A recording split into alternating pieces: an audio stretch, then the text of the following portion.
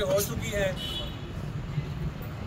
मैं चंद गुजारिशात आपके सामने रखना चाहता हूँ, जिसमें ख़ास तौर पर एक तल्ख़ हकीकत, तल्ख़ तारीख़ आपके सामने रखना चाहता हूँ।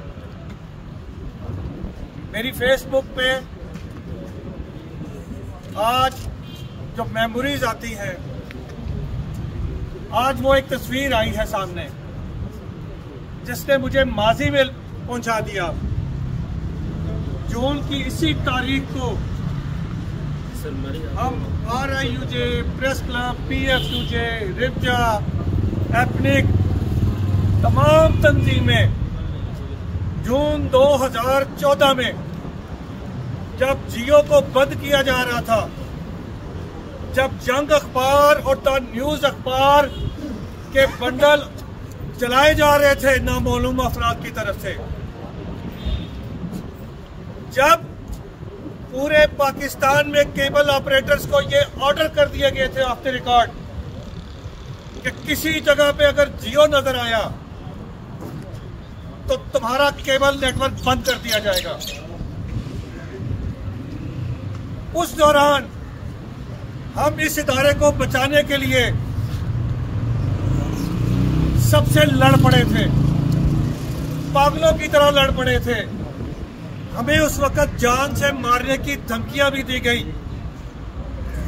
और आज मैं आपको हल्फन बता रहा हूं कि उस वक्त मैं सेक्रेटरी जनरल था, अली रजा अलवी साहब मेरे साथ थे, सदर थे, कुर्बान सती साहब थे और सारे दोस्त थे। मुझे गोली मारने की धमकी दी गई, लेकिन खुदा की कसम मैंने इस इदारे को बचाने के लिए और दोस्तों में खौफो हरास ना फैले, हमारी तहरीक डाउन ना हो, मैंने वो बात बाहर नहीं निकाली। मैंने सिर्फ प्रेसिडेंट PFUJ अब्दुल भट्ट साहब को बताया, कुर्बान सती साहब इसके गवाह हैं, या मजहर अब्बास साहब को बताया और रिक्वेस्ट की कि ये बात बाहर ना निकाले, मैं लड़ूंगा, इसने गोली मारनी है मार ले, लेकिन हम जंग जियो ग्रुप को बंद नहीं होने देंगे। और फिर हम लड़े, दीवाना वार लड़े और इस इदारे को बहाल करवाया। मुझे वो दिन भी याद है कि जब एक तरफ जंग जियो को बंद किया जा रहा था, दूसरी तरफ यहाँ शराय दस्तूर के ऊपर 2 सियासी जमातों का धरना हो रहा था और वो आए रोज यहाँ खड़े होके इस इदारे पे पथराव किया करते थे। जियो की DSNG जियो लिख के बाहर नहीं निकल सकती थी क्योंकि उसकी DSNG पे रोजाना पथराव होता था। जियो के रिपोर्टर्स, कैमरामैन गले में जियो का कार्ड डाल के नहीं निकल सकते थे रिपोर्टिंग करने के लिए, क्योंकि उन्हें मारा पीटा जाता था। तो उस वक्त भी उस सियासी जमातों के खिलाफ हमने यहाँ इसी जगह खड़े होके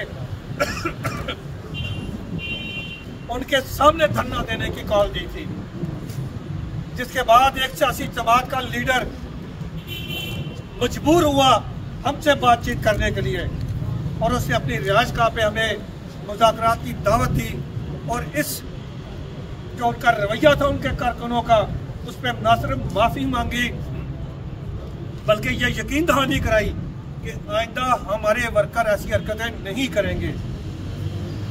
और ऑन द रिकॉर्ड उन्होंने एक स्टेटमेंट जारी की और ऐसे पथराव करने वालों की मजम्मत की। तो उस वक्त जंग जियो ग्रुप को बचाने वाले यही कारकुन थे, यही जो 100 लोग या 80 लोग आज रावलपिंडी से निकाले गए हैं, ये वही लोग थे जो मुजाहरों में आते थे। मीर शकील उर रहमान साहब, मीर शकील उर रहमान साहब, आप तो भूल गए हैं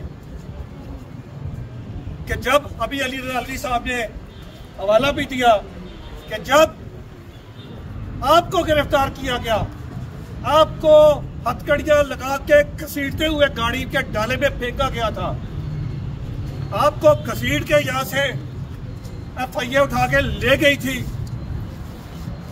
आपके काले करतूतों की वजह से। तो इसी जगह पे RIUJ PFUJ का कैंप लगा था। इसी जगह पे हमने भूख हड़ताल की थी, इसी जगह से रोज मुजाहरा होता था, इसी जगह से कॉल दी गई पूरे पाकिस्तान में मुजाहरों की, धरनों की। इस्लामाबाद, कोयटा, कराची, पेशावर, लाहौर, चारों हेडक्वार्टर्स में आपकी रिहाई के लिए जंगजियों के सामने या प्रेस क्लब के अंदर एहतजाजी कैंप लगाए गए। और वो कैंप हमने उस वक्त तक बंद नहीं किए जब तक आपकी रिहाई नहीं हो गई। रहमान साहब, आप तो वो मुनाफिक आदमी हैं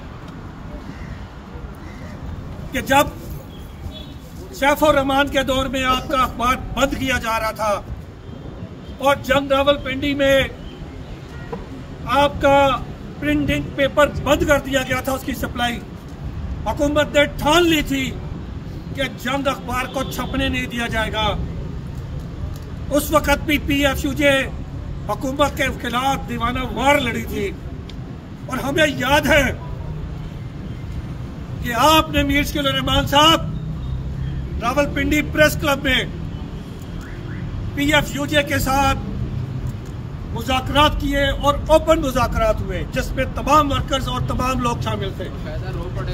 और आप इजलास में न सिर्फ रोए, बल्कि आपसे जब यह मुतालबा किया गया कि आपने इन कारकुनों को वेज अवार्ड के तहत पैसे नहीं देते, आपने इसे हुकूमत खाना बनाया हुआ है, आप इनको इनका जायजा क्यों नहीं देते, तो आपने रोते हुए कुरान पाक पे हलफ दिया था कि मुझे अब समझ लगी है कि मेरे इदारे को बचाने वाले कोई और नहीं, ये वर्कर है।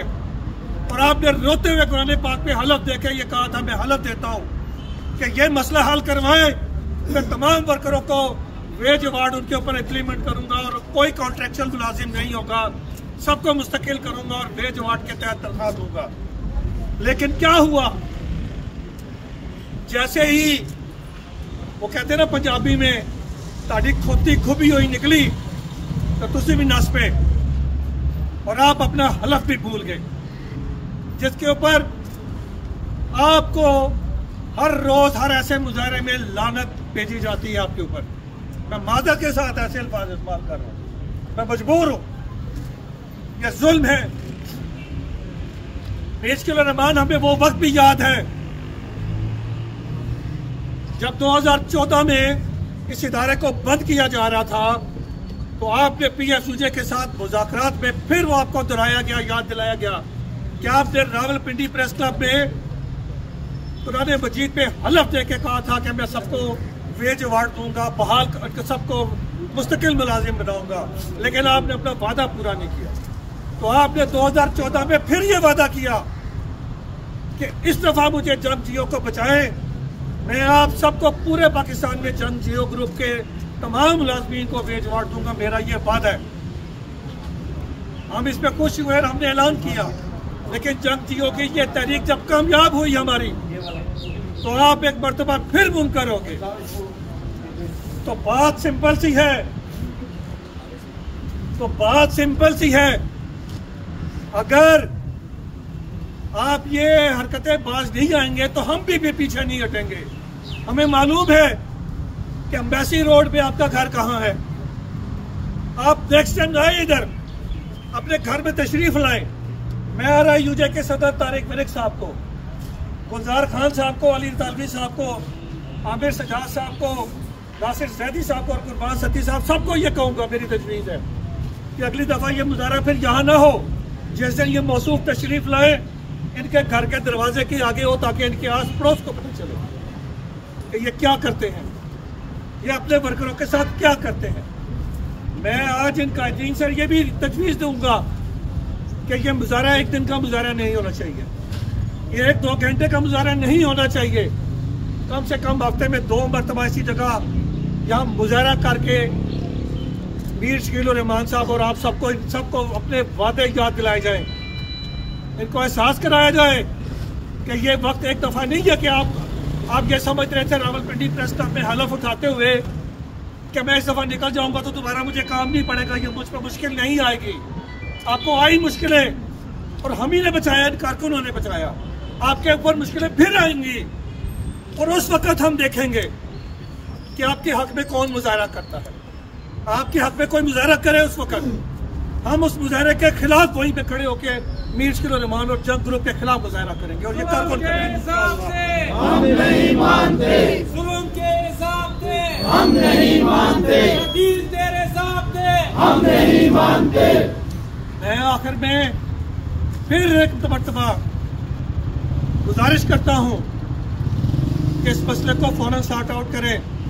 और मैं वजारत इत्तलात और नशरियात से भी यह मुतालबा करता हूँ कि ये क्या तमाशा लगा हुआ है। आए रोज अखबार बंद कर दिए जाते हैं, कहते हैं अखबार बंद कर दिया, हमारी सर्कुलेशन खत्म हो गई है। लेकिन 5-5 लाख रुपए की सर्कुलेशन पे, 8-8 लाख की सर्कुलेशन पे जंग अखबार को उसी रेट पे इश्तिहार दिए जा रहे हैं। क्यों दिए जा रहे हैं? मैं इस हुकूमत से भी पूछता हूँ, क्या ये लूट मक्कल माल है? क्या ये हुकूमत अपने घर से ये पैसे लेके आई है?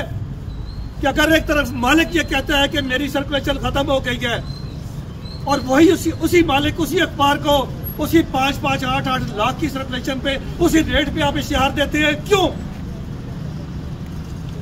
इनके जो अखबार बंद हो रहा है या जो ये कहता है मेरी सर्कुलेशन खत्म हो गई है, उसको उसी सर्कुलेशन के हिसाब से इश्तिहार हम भी कहते हैं इश्तिहार बंद करें। लेकिन अगर जंग की आज सर्कुलेशन मुकामी जो लावरपिंडी स्टेशन है, इसकी कश्मीर एडिशन की, इसकी केपी एडिशन की, इसकी लोकल एडिशन की टोटल सर्कुलेशन 18,000 है। 13,000 अब 13,000 हो गई है। तो 13,000 की तक जो सर्कुलेशन है, तारड़ साहब, आज ये पूरे मुल्क के वर्कर आपसे मुतालबा करते हैं कि 13,000 की सर्कुलेशन के ऊपर जंग अखबार को उसी कीमत पे अब इश्तिहार दिया जाए। 4 लाख का कागज लिया जाता है और ये ड्रामेबाजी बंद की जाए। ये इस अवाम का पैसा है, इसको लूट मार में आप अपनी PR में अपने हक में खबरें छुपवाने के लिए उसी सर्कुलेशन रेट में इश्तिहार देना बंद करें, वरना हम आपके खिलाफ भी एहतजाज करने के लिए बाज नहीं आएंगे।